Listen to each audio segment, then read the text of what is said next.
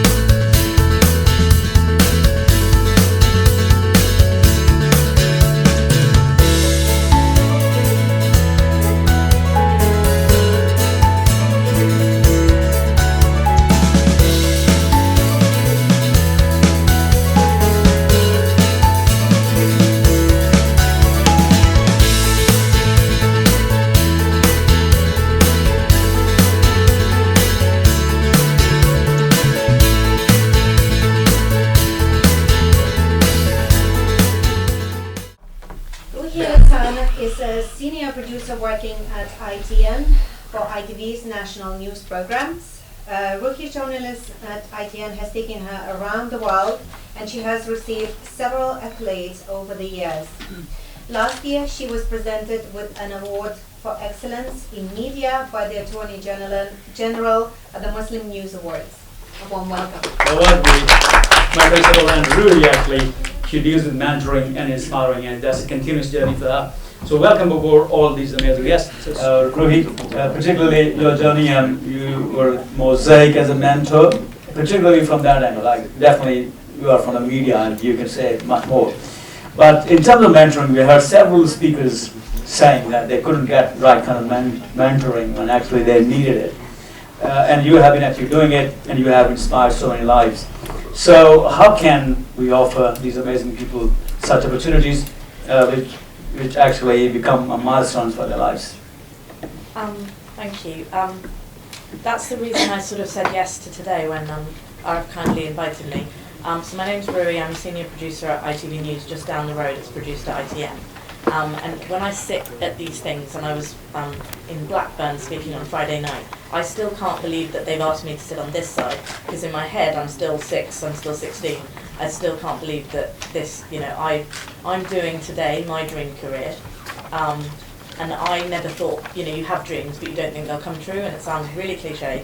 The reason I come out and do this is to say for all of you guys who are students here today, and for everyone else who's a parent here today, and for everyone else who's doing amazing things like we've heard today, to mentor and give back as everyone is. The two reasons I would say, first of all, that I'm happy to be here is one, what we just talked about, to make sure that people understand, yes, it's difficult to get into certain careers, yes, it's difficult to get into my career and some of the things we've heard about, but it's not impossible. It's certain things that can help you guys who are thinking about what you're doing next. The other is, from the media perspective, it's really important to be diverse. If we're not more diverse, then how will the media be relevant, be more accurate? If you guys aren't seeing yourselves back, your experiences back, your own socioeconomic background, your sex, your culture, your faith, anything, I think that's what's really important. So from a South Asian perspective, because I'm not Pakistani, but I think nothing I've heard here today is different to an Indian immigrant child's experience, a Bengali immigrant child's experience, Sri Lankan to East African. I'm afraid I'm going to be controversial and say it's an Asian immigrants thing. That's why I'm happy to be here. I would say that there were 4 things that were required in my journey: aspiration, determination, inspiration, and ambition. And in a nutshell, aspiration, Abdul Kalam, the Indian president, said something like, in order to make your dreams come true, first you have to dream. And I think there's 2 issues when it comes to Asian communities. One is, some are from such deprived backgrounds that they don't dare to dream. They don't have role models. The parents are doing no jobs, or jobs that they, may be limiting their futures, or even worse in some cases if they've not got parents and other things.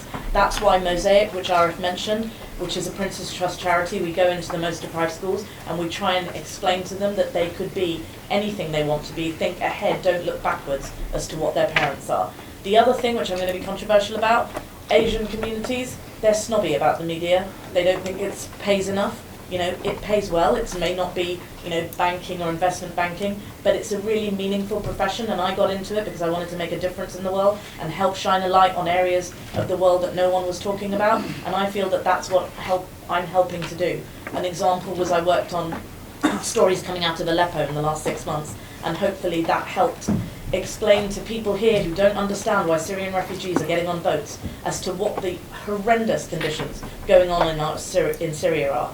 And that was one of the reasons that made me think, you know, as I'm just celebrated like 10 years at ITV News, that I'm doing the career that I was meant to be. Asian communities often fear an industry that they don't know about. Well, if you fear it, find out more about it.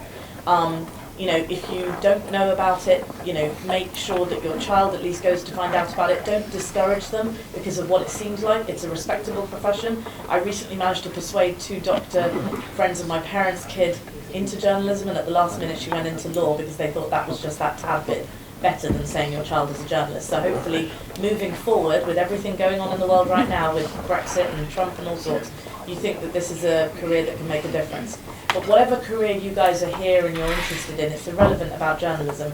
The next one, which is determination, is being able to continue to do what you want to do and dream of in spite of no's from everyone. I got told no by my English teacher several times that I would not be a journalist.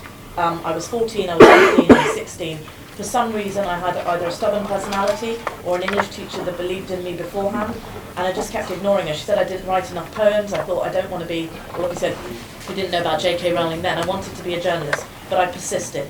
I had a community that tapped on my parents' shoulder and said, the media is evil. Don't let your child go and work for Shaitan. But luckily my parents were open-minded enough. They wanted me to do a job that I would want to do. Makes you get out of bed in the morning, makes you smile. I broke my arm 3 years ago, it still made me want to go to work because it's a job I love. It helps to do what you love, and I'm really glad that my parents supported me in that. And the final no's came from when I tried to apply for work experience. From the age of 15 onwards, I applied to like 100 places. I went to the front door each day hoping that someone would have written back. I couldn't believe they didn't even write back to say no, they just didn't write back. But out of say the 50 or 100 or God knows how many places I applied to, 2 people said yes, the Times newspaper and my local newspaper. And I was 15, I was bright-eyed, I knew that that's what I wanted to do. You could do it and find out you don't want to do it, but it was important to find out. It helped start my CV, and it meant that again, when I was about to graduate and thinking, my banker friends all have jobs, my doctor friends all know what they're going to do, I have no job, and my mum's given me a year to find a real job or become a librarian. What on earth am I going to do? So I basically began calling ITN, and I heard that there was this guy hiring, and every day I'd go temp at my mum's work and then call up and then be like, what do I, you know, can I speak to Chris? Can I speak to Chris? And after about 3 weeks he said, can I just ask, why do you keep calling? And I said, I really want work experience. So he asked me to send in my CV, and within half an hour he called back to say, could you come in for the last round of job interviews to be a runner at ITN? And, you know, literally more than a decade on, to be there in my dream company where I started off at Channel 5 News, went on to Channel 4 News, went on to ITV News and have worked on current affairs as well, and bizarrely won some awards in the meantime. It's like if you pinch me now, I don't think this is happening to me, but it really has. But it was because, you know, you have to keep pushing. Inspiration-wise, amazing parents. I know people have spoken about them here. My mother travelled thousands of miles to go and do medicine at a time when people didn't go and get educated. My dad came here in the 1950s, wrote letters into national newspapers about what he thought about the world, got bricks and various other things put through his front door, but it didn't stop him. So those were great role models to have. I heard when I was 11 that there was an Asian girl I knew who'd become a journalist. And just like someone said before, knowing that someone else can makes you think you can. And it's really, really important to have role models, as you said as well. And finally, once you enter your job, it's still really important. We all have imposter syndrome. We think, they're going to find me out and fire me at some stage. But I had amazing role models. The woman that went on to become the first woman to run a national news programme in the UK and then was hired by NBC News America to become president there. She looked out for me. She made me into a news editor running a newsroom age 24. I thought she was crazy.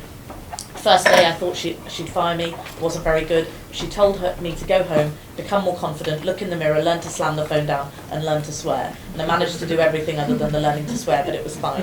And finally, be ambitious, guys. Learn to think big. I found a piece of paper from when I was 16 or 17 years old. On it, it said, I want to go to university, number 1. And wow, I managed to do that. I found it recently. Number 2, be Washington producer for the BBC. That was the equivalent of like wanting to win the lottery. To remember now that I have gone to Washington, I produced the elections and some of the biggest news stories for a better channel as well. But like, it doesn't feel real. That I don't even know what number 3 was because I was stuck on the fact that number 2 happened. So go home tonight, write down your wildest dreams, stick them on your wall, and maybe that will be the case. Because since I've got into my job, every year I end it thinking, a bit like kids write to Santa Claus saying what they want for Christmas. I'm like, well, what do I want to do next year? What do I want to do next year? And you keep asking. ITV News launched a current affairs show. I asked to be on it. They were like, yeah, we don't have the budget, Roohi. Within 3 weeks, they realised they needed an extra producer, so they asked me. And I got to go and look at the impact of the rape culture in India, the legacy of slavery in Jamaica.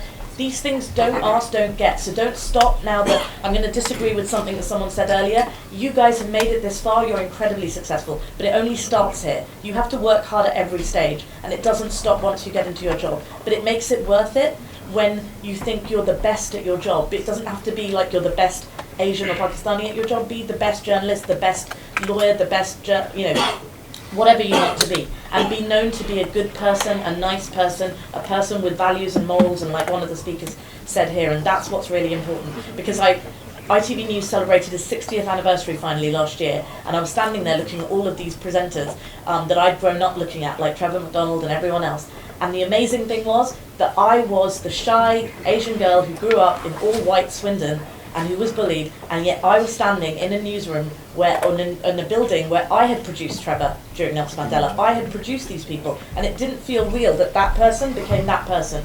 But it wasn't luck.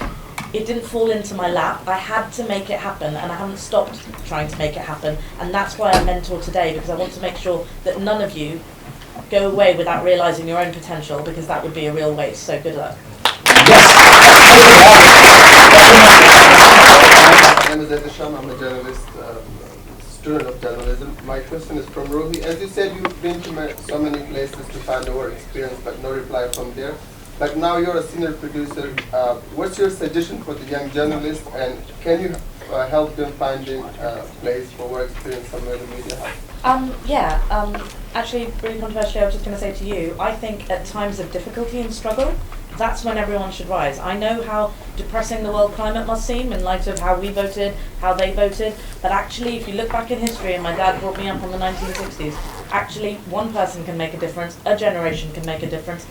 At times when it's all great, everything seems a bit too much. Hopefully this will inspire you guys to do things and make a difference at a time when it doesn't seem possible. The same toolkit that everyone talked about all of today will still apply to all of you. So that's my very broad answer. In response to yours about how to get in and how difficult it is, absolutely, but actually compared to when I was starting out, more places to apply to. Apply to as many places as possible, read, watch TV, take names, Twitter IDs, contact them. Update your CV, make it the best it can be, do some free work experience, and then see where you're going on. In terms of how I can help, I'd be happy to look at your CV. You can grab my details after, and that applies to anyone here.